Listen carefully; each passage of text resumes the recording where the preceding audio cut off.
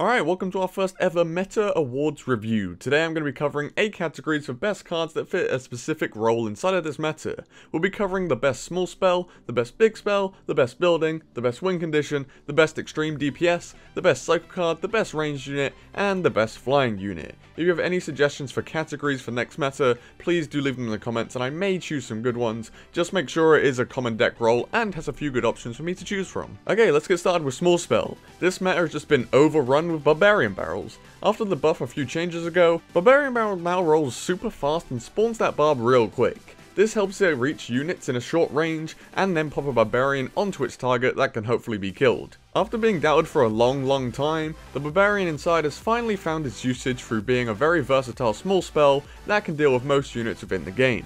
Tornado is probably our runner-up in this category, but Barbarian Barrel is just much stronger right now. Onto big spell, and I've decided to go with Poison. A lot of you may disagree, but I can't look past Poison's amazing offensive capability for those longer lasting pushes. Lasting a whole 8 seconds, it gives you a toxic cesspool that cannot be played into unless your opponent's units are rather beefy. Against much cheaper decks, Poison can be the perfect spell with its large radius and damaging effect. It will fully finish off a ton of swarms and cards that its counterpart, Fireball, might just not. Next up is buildings, and I might go for something out of the ordinary right here. Elixir Collector. In the final match, Music Master has chosen to ban Elixir Collector. The concept of this card alone is pretty insane, giving you free elixir for simply placing it. If your opponent decides to leave it, then great, you've gained 2 elixir. If your opponent decides to spell it, then great, you're probably ready to punish something with your spellbait deck. However, if your opponent decides to punish it, you might be in for a world of hurt.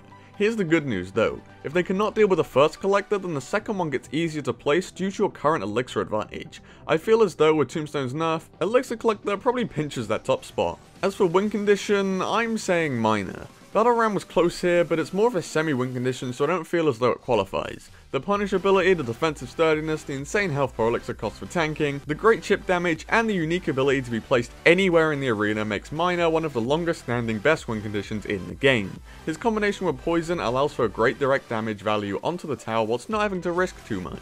Extreme DPS is a somewhat niche category, but there are a few strong cards in it, so we'll let it stand. P.E.K.K.A is an obvious winner in this meta, because Supercell have really not shown too much love to many other options. P.E.K.K.A allows you to go hard in the other lane, and then rely on her for a consistent stone wall on defense. Even a golem with support won't make too many inroads onto the tower due to her high HP. It's sort of insane how good she is. Although Supercell, please don't nerf because she's like really fun to use and wins our extreme DPS award. As for cycle card, I'm accepting anything that is 2 elixir or under and isn't a spell.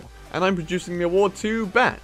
For just 2 elixir, you're granted 300 flying DPS. That's almost as much as a mini P.E.K.K.A, but obviously they can be zapped. Some, however, would say that this is the Bat's greatest ability. When losing out to a spell, that can open up other possibilities to other units to come into play. The likes of Gang and Inferno Dragon excel when Zap is out of hand. Another synergy is with the Great Ice Golem, which could have seen this award too. However, his nerf in health saw him just miss out in my opinion. Bandit.